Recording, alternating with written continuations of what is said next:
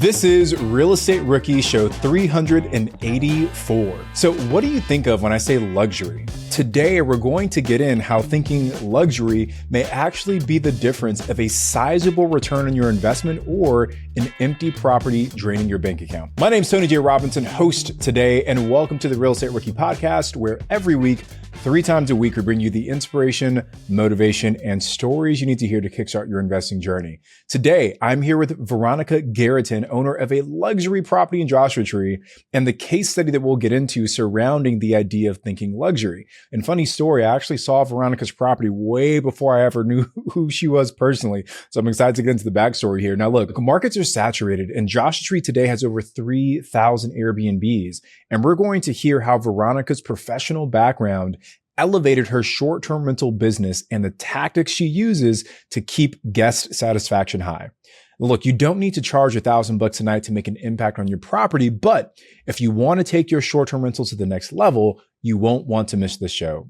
So Veronica, thank you so much for joining me on the Real Estate Rookie Podcast today. Super excited to hear your story and share with our guests. Super excited to be here, Tony. It's so exciting. Now, we actually met, like I said, I knew your property. I think anyone who invests in Joshua has probably seen your property once before, but we actually met in person at one of the events I hosted back in, I think it was September of 2022 at the STR Summit we met. Yep. I think I actually showed your property in one of my presentations, and you came to like, hey, like that's my property on the screen up there. So I'm happy we get to have this conversation. So maybe tell me the story, because you were one of the OGs in Joshua Tree before it really kind of became this haven for short-term rental investors. So I'd love to hear the story of how you landed on that market and specifically that property. Yeah, absolutely. So you're absolutely right. I mean, I got into the Joshua Tree market in late 2017. So it was pretty early on.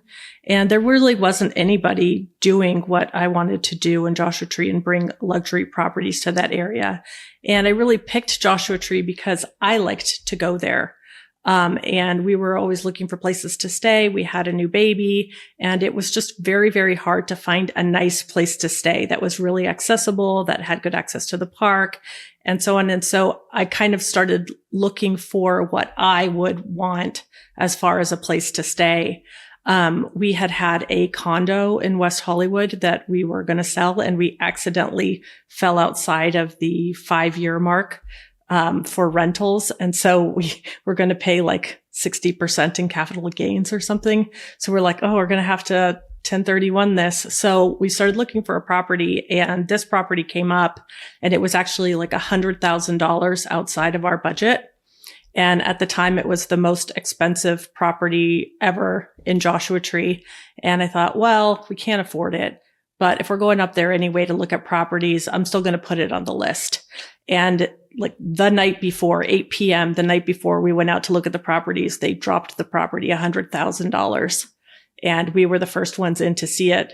And the minute we saw it, we're like, oh, we're done. That's the one. And so we 1031'd out of this condo and into this property, having no idea what we were doing.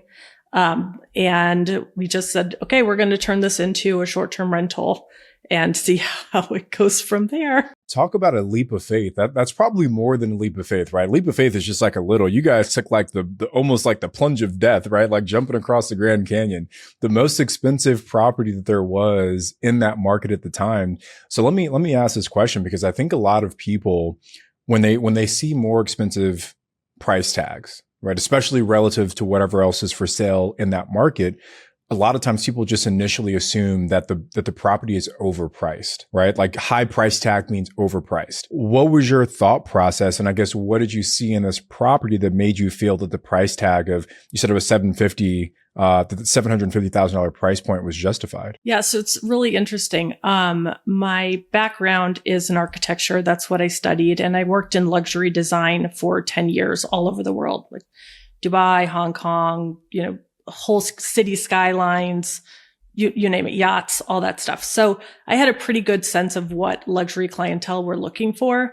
And when I got onto this property, it was just so clear that there was nothing like it. It had an 85-year-old mature cactus garden. I mean, it was a haven for hummingbirds, quail. Animals came and left coming through the property, had enormous boulders all over the place. It had an in-ground swimming pool that was original from 1954. It had a beautiful little casita on the side. There was just nothing like it on the market.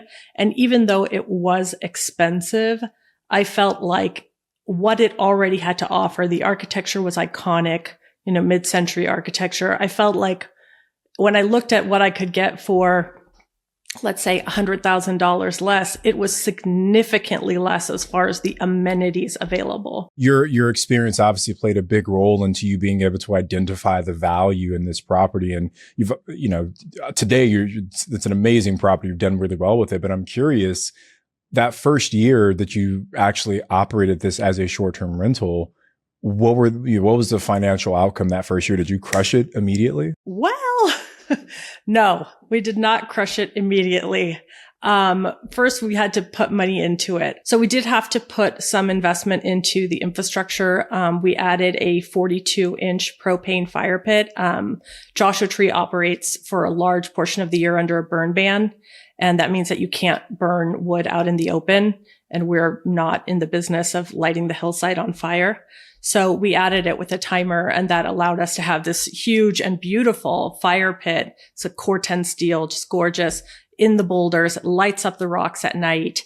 And it really became, a feature, but it all took a little bit of time to marry the architecture and the interior design, and get the property up and running. So in that first year, it did cover all its costs, including the construction costs, but we only profited $4,000.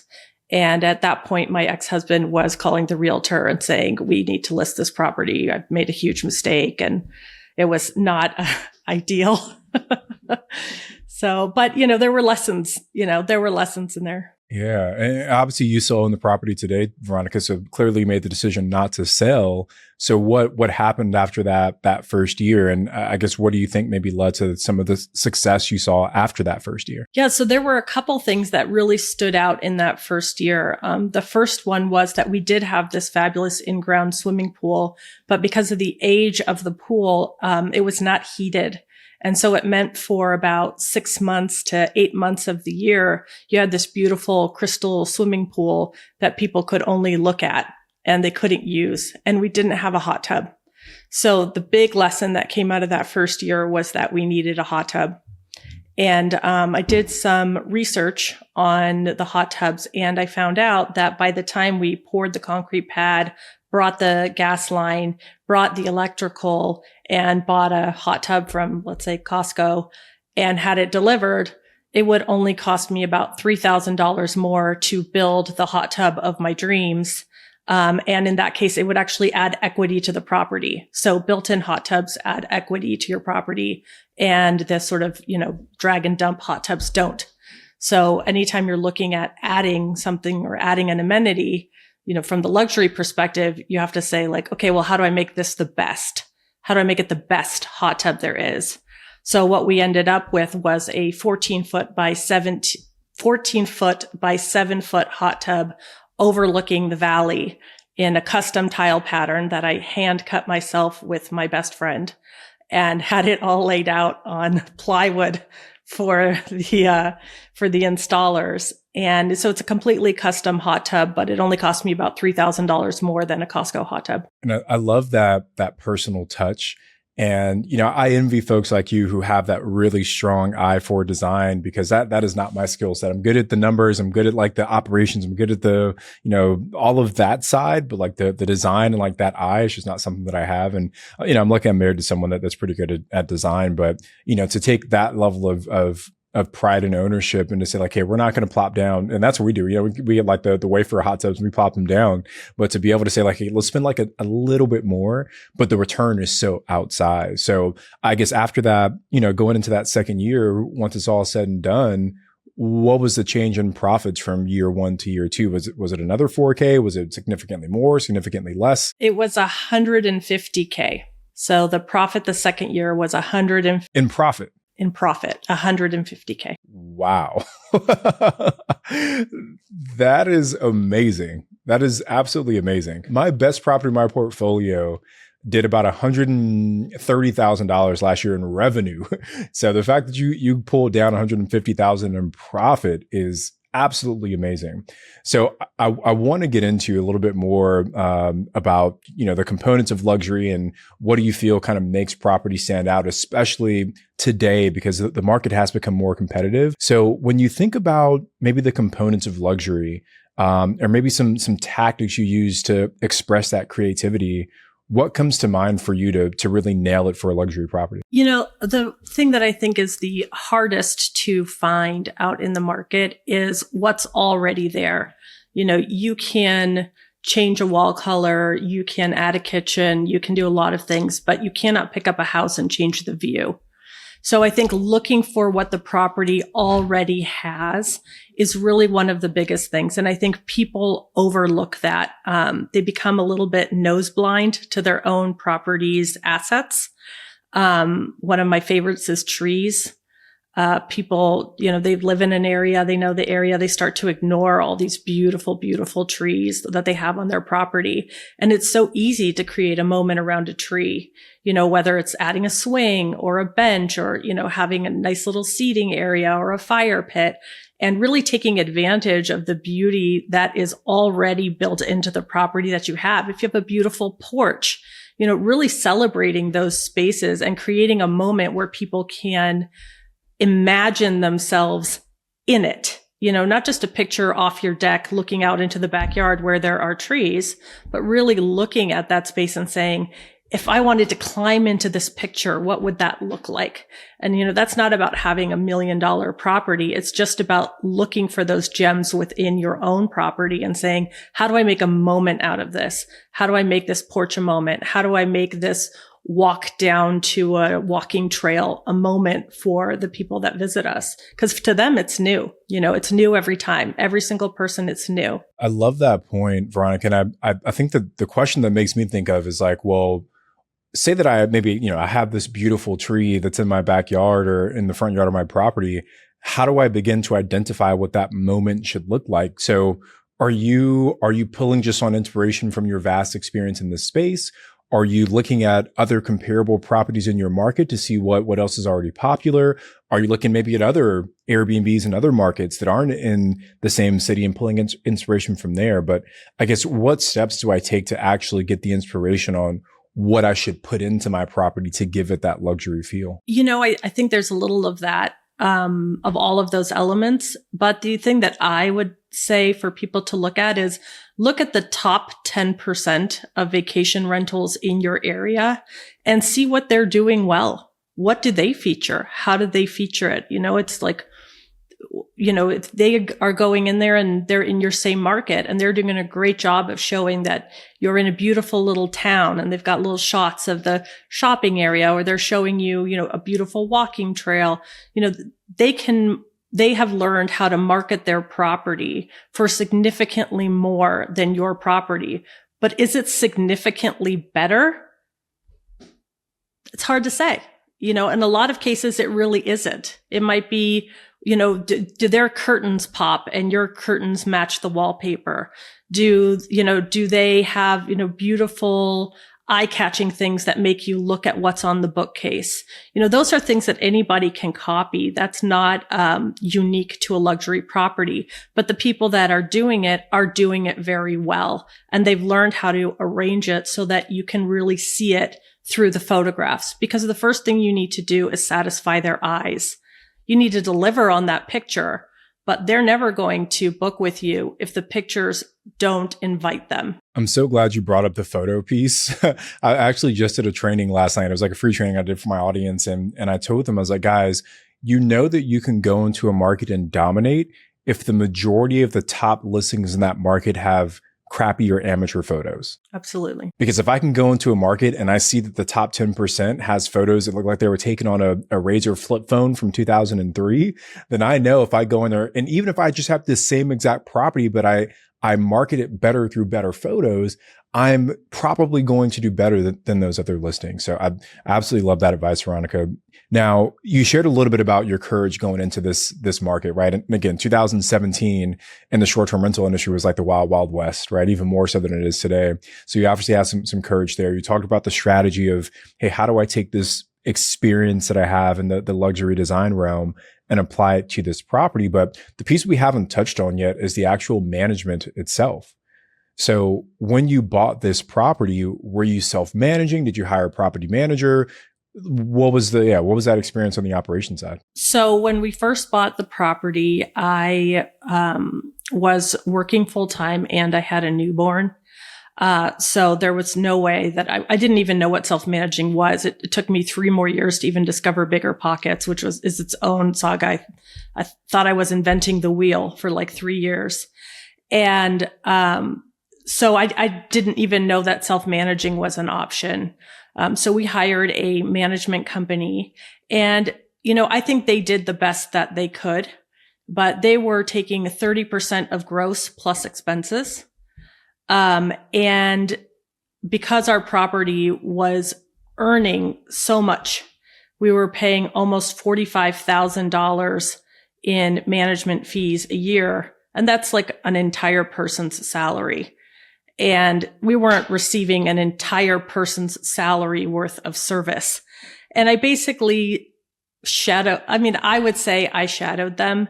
They would probably say I micromanaged them. But I just kept watching every single thing they were doing. And by the time that the contract came to an end, I thought I could do this myself. So I started self-managing at that point and, bought back, like 50 some $1,000, from, going to self-management.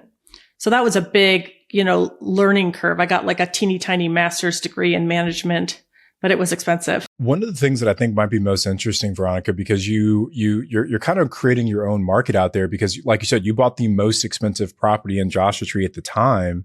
So when it comes to figuring out how much to charge on a nightly basis, what was the property manager's approach to that? And I guess did yours differ once you took management over for yourself? Yeah, it was very interesting. There were obviously no comps. There was nothing to compare to. There was only one other couple that I felt were doing sort of a very good job in Joshua Tree at the time, and their property was not comparable. The management company told us, you'll never be able to charge more than $400 a night in the high desert. And I was telling them that we needed to charge $799. And, they just said it's not possible. But I was looking at what was going on in Palm Springs, and I was using those numbers to try to get a baseline for what we might be able to do here, because there really just wasn't anything out there. At the time, our permit number for vacation rentals was number 300. I mean, it was at the very beginning. And now there's like 3,000 plus.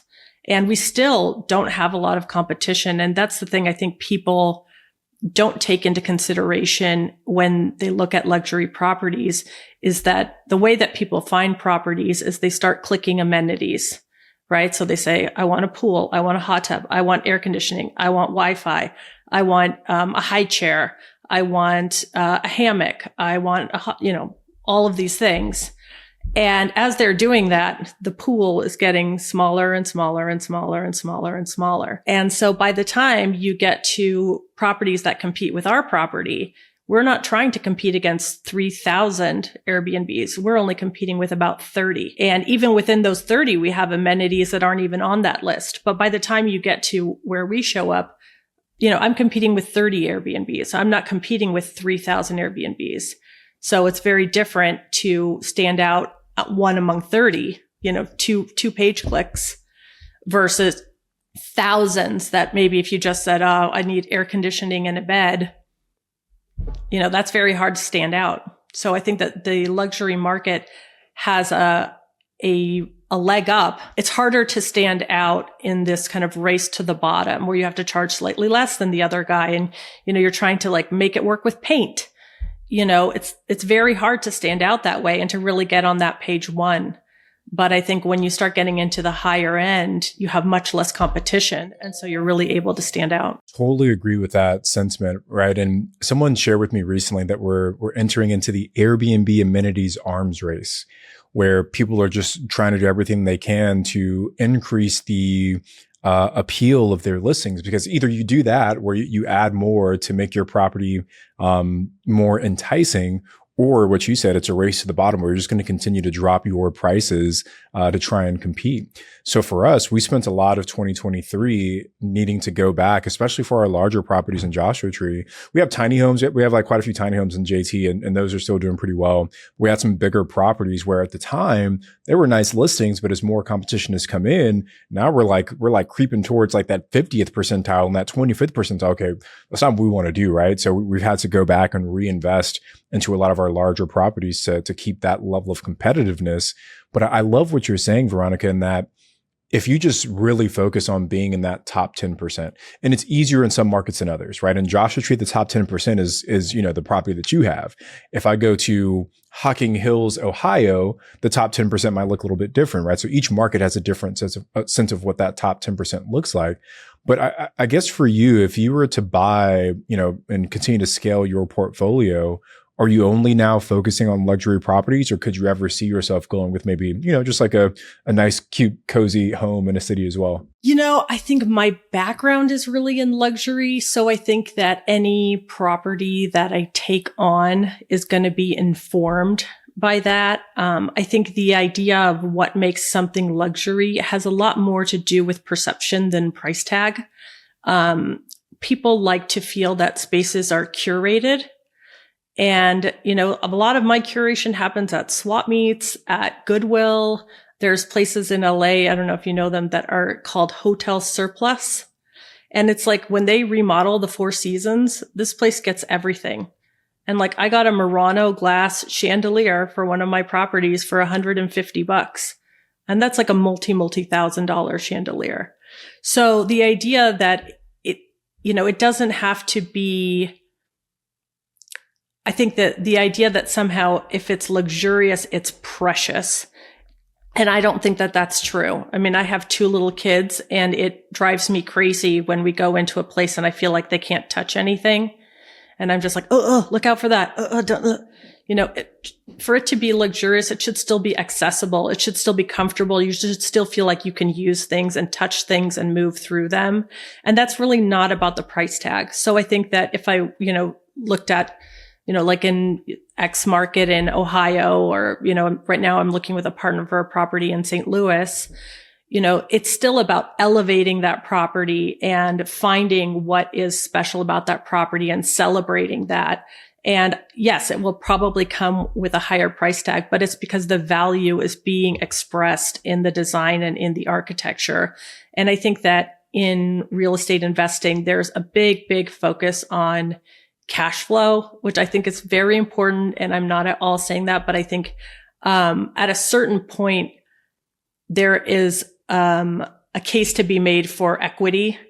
And when you're in the luxury markets, they are not as impacted by changes in the economy. They are more stable and they appreciate very well. So if you can be breaking even or making some money, you are making a lot of money on the back end with these properties. So having them well designed, running them well, having them well maintained, staged beautifully. I mean, you can turn around and sell it on a dime because it looks like $1 million. You blew my mind with the Hotel Surplus. I literally opened up my Google tab and searched for it. Like we're literally designing a hotel right now in Utah. And I'm like, man, had I known about this, we probably could have saved maybe even more money than what we did shopping everything brand new. Now, I love your breakdown, Veronica, of how cash flow isn't always the only thing to consider when you're analyzing deals, right? That appreciation does play an important role. And I want to get into your process for analyzing properties at this kind of luxury level. Maybe walk me through, do you have maybe a rule of thumb for when you're looking at these luxury properties in terms of how can you quickly tell if it's a good deal or a bad deal? Yeah. So the big thing that I use, which I don't think that I invented this, but nobody's ever expressed it to me directly. So I'm going to pretend that I invented it. I call it the rule of three for luxury. And basically, this is the rule of thumb I use when I'm looking at a property. What I've come to learn from experience that is that in STR, it usually works out that the property costs come out to be about 3 times the mortgage. That accounts for inflation, things change, yes, this and that, but about 3 times the mortgage. So you get about a third is mortgage, insurance, taxes, a third is monthly operating costs, and a third is CapEx and maintenance. So if I multiply the mortgage, like literally just looking at the Zillow number times 3, I can pretty much tell, like, am I going to be able to generate that amount of income? If I can't generate more than that, I'm not even looking at it. I'm moving on to the next one. So that's kind of a good rule of thumb to kind of break down, is this property going to be able to generate the amount of money? Because I know about how much, properties are renting for in an area that I'm looking at. So that allows me to kind of cycle through properties really, really quickly without putting any more thought into, what it's going to take for this property to really shine. Rule of 3. I like that. And, I've got a similar rule that I use myself, and, like the 20% rule, I guess is, or maybe 20% test makes more sense, but similar, right? It's like, I want the revenue to be at least about 20% of the purchase price. So if I buy a home for $100,000, I want the revenue to be at least $20,000. If I buy a home for $500,000, the revenue should be somewhere around $100,000. If I buy a home for $1 million, it should be somewhere around $200,000 and so on. And these general rules of thumb, like you said, Veronica, help you to move it a little bit more quickly as you're analyzing these deals. But I like the one third piece, right? So your PITI, your operating costs, and then you've got your kind of bigger CapEx. Now, as part of your operating cost, and maybe this is just like a bigger question in general, Veronica, but are you doing any off-platform marketing? Because you've got an amazing property. So are you doing a lot of direct booking? Are you running Facebook ads directly to your property? Is there any other kind of marketing activities you're doing to also generate interest, or is it all strictly through the Airbnbs and the Verbos? So when we launched the property, like I said, I didn't know anything about BiggerPockets at the time. So I didn't know anything about like branding your property and marketing your property. I just created like an Instagram for the house, just thinking this seemed like a good idea. Was more than a good idea. It absolutely took off. It became like a micro influencer in the travel space. And it just really sparked people's imagination. And I think it happened to be that we sort of captured the zeitgeist, that the eyes of the world turned to Joshua Tree also at that exact moment. And we had this beautiful property that was beautifully photographed, and it just started taking off. We instituted a program to work with one influencer a month. Finding holes, gaps, vacancy is just a natural part of short-term rentals. So we started looking at these like weird Sunday, Monday, gaps between rentals. And we started working with influencers and saying, hey, I really like your work. I love your profile. These are professional, beautiful picture takers. They're going to do 1,000,000 times better than I could ever do in my wildest dreams. So we started working with a couple influencers over time, different ones every time, and just going in and saying, hey, you're looking for a beautiful place to take pictures. We have this beautiful place. Let's work together. And that really was an incredible boon for the property, because it allowed us to showcase what was great without having to do it ourselves, which was really, really hard. I mean, I'm not a professional photographer. I don't know how to take a gorgeous photograph. I can tell you if a picture's gorgeous, but I can't take it myself. So by partnering with these influencers and filling these gaps, it really allowed us to deliver what the experience of Rockbound was like for people, instead of kind of having to tell them, or like a bullet point list of all our amenities. All of a sudden, there it was right in front of you, people roasting marshmallows over the fire pit, people doing a cannonball into the pool, kids with snorkels popping out of the hot tub, people climbing all of the rocks, and they were all gorgeous. And it also allowed us to show a really diverse level of clientele all different kinds of people, all different types of travelers, families with little kids, groups of friends, honeymooners, baby mooners. And so we were able to sort of, without ever saying, our property is great for your baby moon, we could say it because we had this incredible photography that really allowed people to do it. But I would caution people, you need to set really clear parameters when working with influencers. You should be very clear about what kind of photographs you want. Like we always say, I don't need any pictures that don't have people in them. I have beautiful still photography. I don't need that. You need to be showing me how you use the space. Please get creative. I tell them to invite as many people as the property can hold so that when they get us the pictures back, I have a lot of different kinds of people and different kinds of pictures instead of 45 pictures of a blonde girl in a cowboy hat that I can only post like one every couple of weeks. I now have 40 pictures of 9 different people, and they can really create kind of a story moving through of what it's like to use the property. So I think setting those parameters are really, really important. And I would say, create, just like you do for properties, create a buy box of what you want the influencer to be. Like there are a lot of people who know how to look beautiful in a photograph. That does not mean they know how to photograph a property beautifully. So they might look great, but your property is just, the frame of them. And that's not good for selling what you're selling. So I think going through people's profiles and kind of working that way is really helpful. And the other thing that I would mention, and I've never gotten any pushback on this, is we still charge the influencers the cleaning fee. So we tell them, look, this goes directly to our cleaners. I'm not making any money here. You're using the property and they're cleaning it. It's not fair, for that to be a cost that's not covered. And we don't charge an exorbitant cleaning fee, but we've never gotten any pushback on that. And I think that it shows sort of a level of mutual respect. I think that any person who were to say to me like, well, I'm not going to do that, I'm already thinking, I don't think I want to work with you. I don't want you at my property anyway. Right. Yeah. And that it's a relationship of mutual respect. You're not exploiting my property for your beautiful pictures, and I'm not exploiting your skills. We're working together towards this mutual outcome. Veronica, I've tried and not failed, but we've dabbled a little bit in the influencer marketing, and I don't think we approached it with the same level of rigor that you just shared. So we had someone say one of our properties, and she had several million followers on Instagram, I think was her main platform, and we just didn't see a lot of response from it. But she wasn't really in the space of like travel. She was just like, like an Instagram influencer girl that was cute and had a lot of followers for that reason.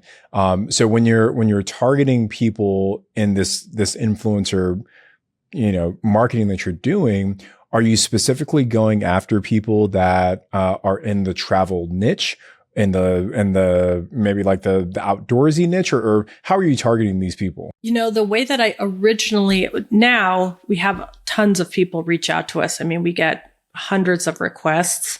So I don't really do the same effort that I did at the beginning. But at the very beginning, Veuve Clicquot Champagne hosted an event in Los Angeles, and they, promoted it all over their social media, and they tagged all the influencers that they invited. So these are people that Veuve Clicquot vetted as being fancy. So I was like, well, they must take good pictures and they must be relatively fancy I wasn't invited to this. So I was like, okay, cool. So I started by looking at that list of like 100 influencers. And then from there, I narrowed it down to people that did more than photograph themselves.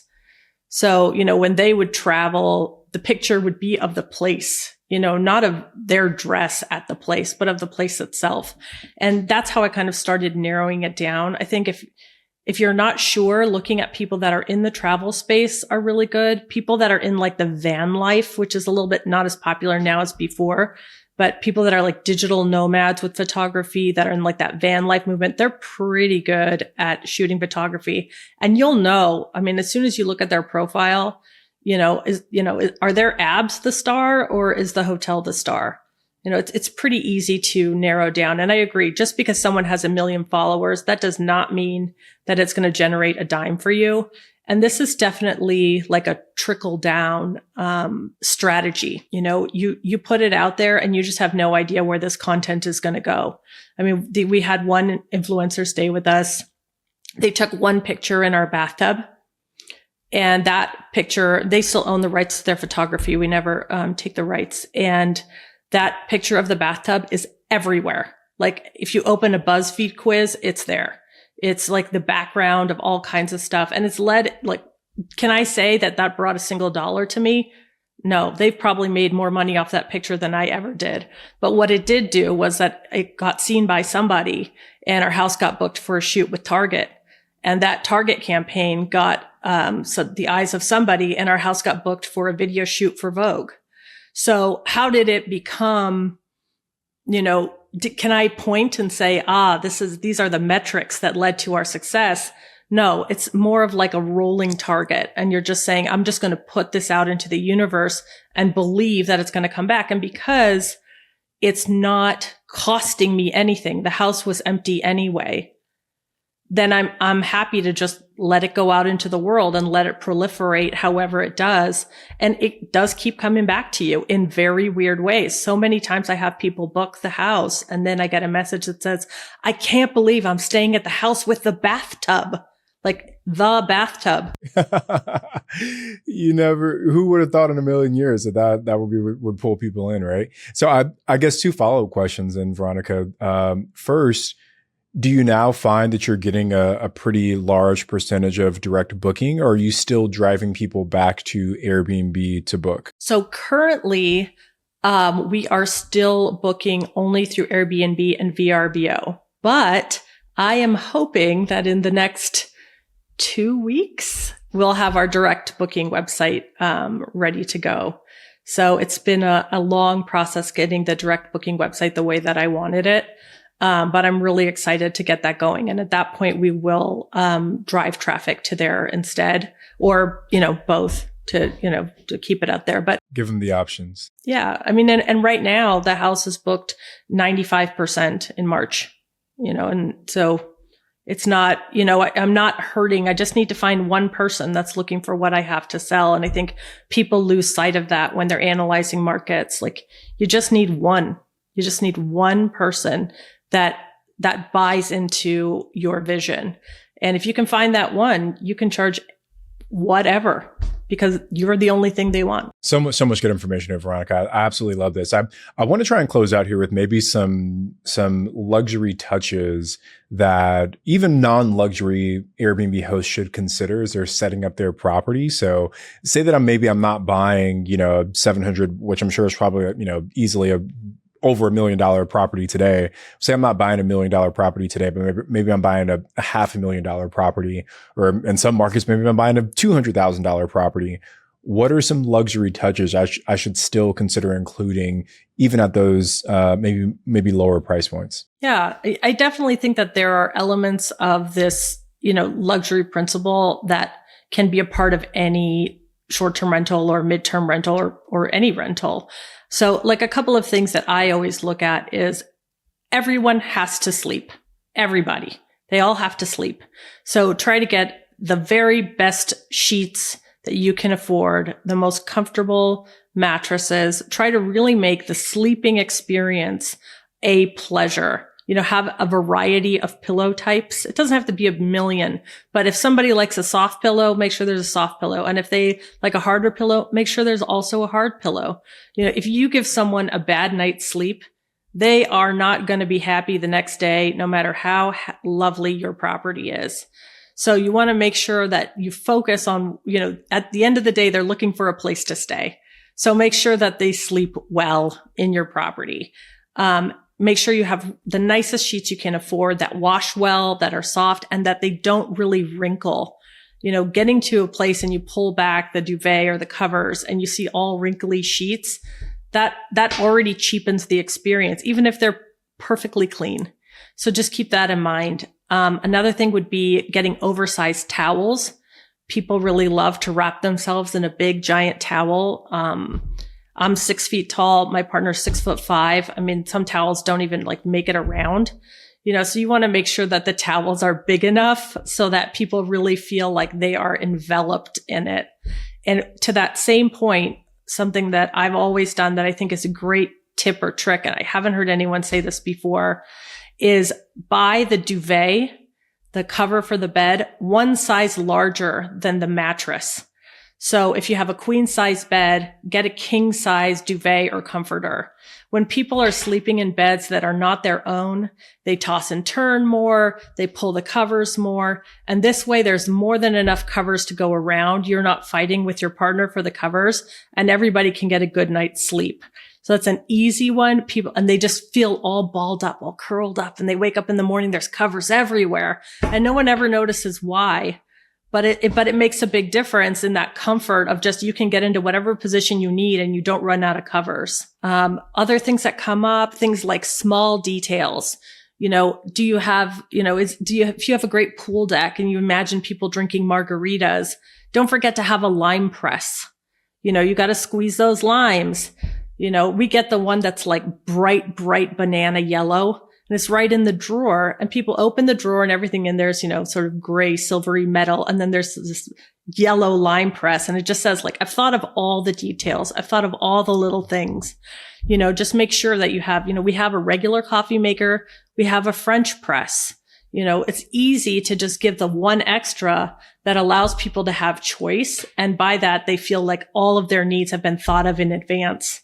So, let's see, I'm trying to think of more. No, I love the focus on the small details, Veronica. And it reminds me, I read this book last year, and it was about Disney and just like the magic of Disney and kind of how they try and create this. And it was telling the story of Walt Disney, like back in the day. And even today, you notice it, like if you walk through Disneyland and there's construction, you'll never see the construction because they even make like the fencing that they put around the construction blend in with the aesthetic of the park. And if you go to, I'm in Southern California, so there's like, I don't know, Universal Studios or Knott's Berry Farm is another popular amusement park down here. You can see the construction at those other parks, right? And maybe no one ever really, and this is what Walt said, like someone was pushing back on him of wanting to make sure that he was focusing on all these small details. And someone pushed back and they said, Walt, no one's going to notice that we painted this thing this color, right? Or no one's going to notice that we used a regular fence instead of, a themed fence.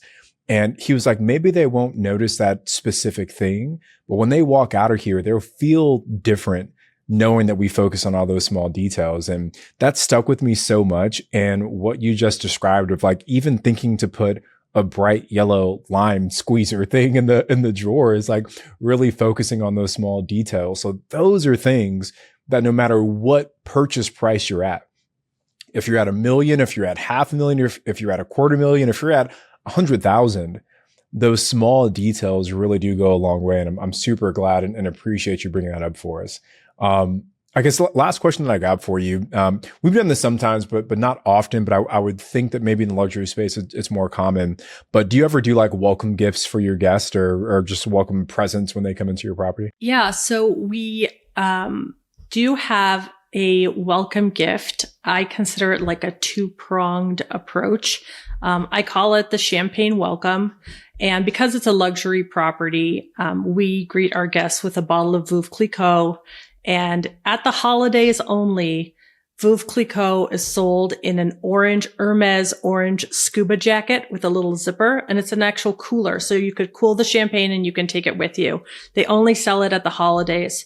So on like the 3rd of January, which is the only day of the year where champagne is ever on sale in the United States, I am like the queen of Costco, and I am buying this champagne by the case, like 8 cases. And I'm going through Costco, like getting high fives all over the place of this bottle of champagne with this very iconic, very eye-catching scuba suit. And every guest is welcomed with this bottle of Veuve Clicquot sitting right on the counter with the house book and the guest book next to it. And it has a little note that says, "Welcome to our home. Reach out if we can help in any way." And it has the phone number to contact. And the number of little issues that this bottle of champagne has smoothed over, I cannot understate, what a difference it's made, how many times we get thanked for it, how it sets the tone for people's vacation. They walk in, it feels luxurious. They are being treated like it is luxurious, whether they are one of the 100 wealthiest people on earth, or they are a couple having an aspirational stay for their honeymoon. They'd love to live like this someday. They walk in and they are being treated with the type of experience that they are paying for. So it's a very small nod to say, we see you. We know that you are having a luxury stay. And if anything isn't right, I send them a little note that says, thank you for letting us know about this issue. Please pop that bottle of champagne, settle in, and let us work on getting this resolved for you immediately. It becomes that you are their ally in having a wonderful stay instead of an adversarial relationship about something that isn't right.